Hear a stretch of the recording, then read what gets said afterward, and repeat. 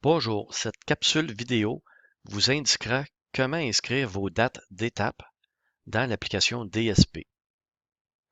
À l'aide du menu Date d'étape, vous obtiendrez l'écran suivant. Vous avez 3 étapes à compléter avec vos dates de début et de fin. Tous les calculs de nombre de jours se font de façon automatique. Vous n'avez plus rien à calculer vous-même. Pour inscrire vos dates, vous utilisez le petit calendrier dans chaque case.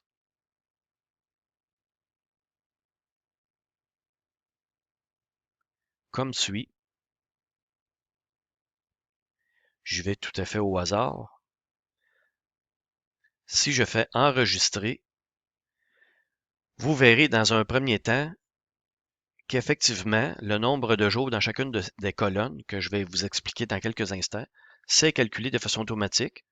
Et comme on n'a pas inscrit de date dans les autres étapes, nous avons des messages d'erreur qui ne sont pas importants là, pour l'instant.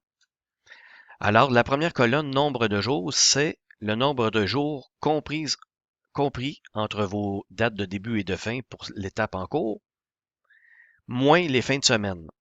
D'ailleurs, si vous amenez votre curseur de souris sur l'en-tête, on vous expliquera le calcul qui a été effectué. La deuxième colonne, ce sont les nombres de journées pédagogiques, commissions scolaires et fériés qui sont compris dans l'intervalle. La troisième colonne, ce sont les journées pédagogiques écoles que vous avez inscrits à l'aide du menu calendrier scolaire. Finalement, nous obtenons le nombre de jours de classe compris entre ces deux dates. Une fois inscrits les dates de début et de fin pour vos 3 étapes et enregistré vos données, vous devriez obtenir le chiffre magique de 180, qui est en fait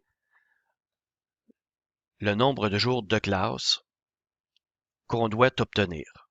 Si ce n'est pas le cas, on le voit ici, la case sera en rouge.